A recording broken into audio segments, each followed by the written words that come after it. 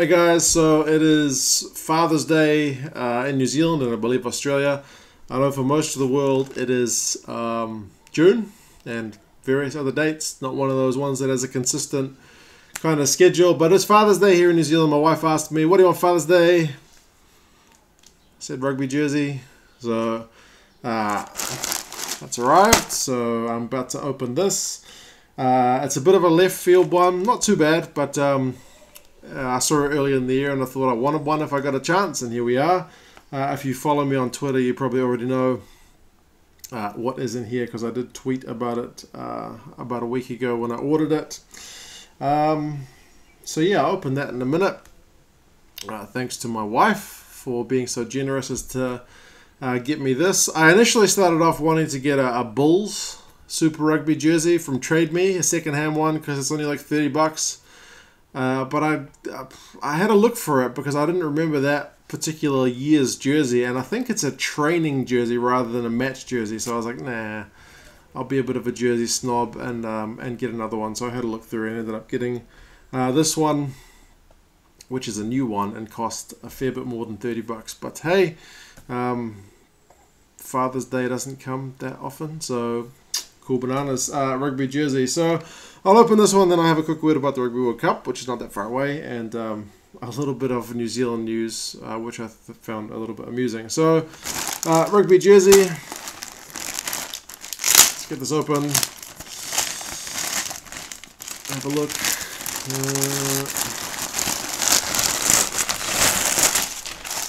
It's in its own packaging.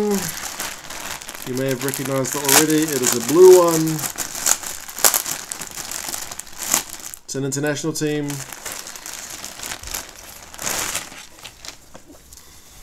This is the France jersey for 2018. I saw them wear it when they were here playing the All Blacks. I thought it looked pretty slick, so I decided I wanted one if I got a chance. Here we are. This will come in useful for the Rugby World Cup and perhaps the Six Nations later on in the year. It does look pretty slick. It's got an interesting pattern on it rather than just being plain blue. So I'm pretty chuffed with that.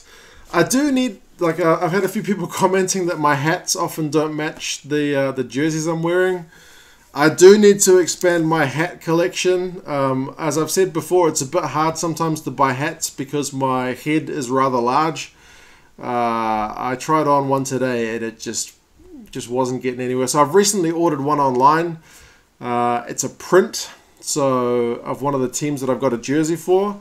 So if that fits, and it was pretty cheap, I'll just get some more hats printed if I can't get the official ones to fit my fat old head. So yeah, that's something I'm looking into. I did look into embroidery, but embroidery is really expensive, seeing as you have to pay like a setup fee for the most part to get the stitching pattern set up. And it's alright if you're ordering more than one hat, but hey, for the most part I only want one. So yes, thank you to my wife for this France jersey. I'm going to be putting this on very shortly.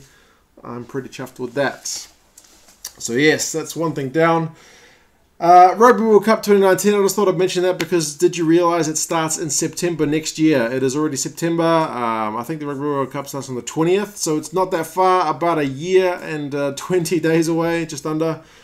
So it's not too far. I'll be doing a video in the next couple of weeks just as a very, very early kind of year out like preview of where things stand leading up to the World Cup 2019, as I'm sure I'm not the only one kind of looking forward to that and yeah, basically counting down the days. And lastly, I just thought, because I did the video yesterday about the South Africans, the Saru is basically looking to perhaps leave, well, they're putting more teams into the Northern Hemisphere comps, into the Pro 14, which is at least that's the plan.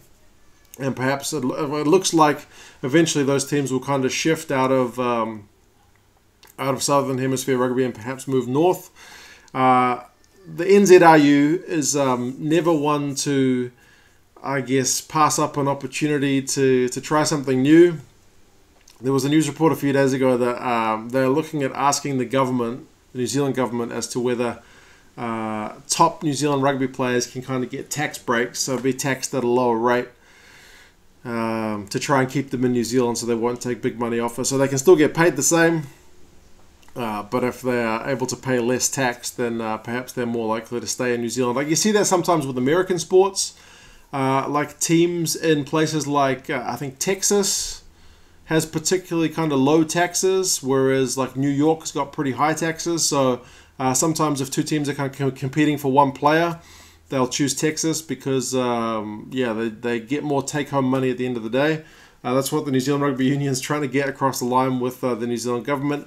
Seems to be pretty unlikely that the government want to give tax breaks to some of our kind of more high-earning people. I just thought that was kind of amusing that the New Zealand Rugby Union is nothing if not kind of full of ideas anyway. But yes, that's the new jersey.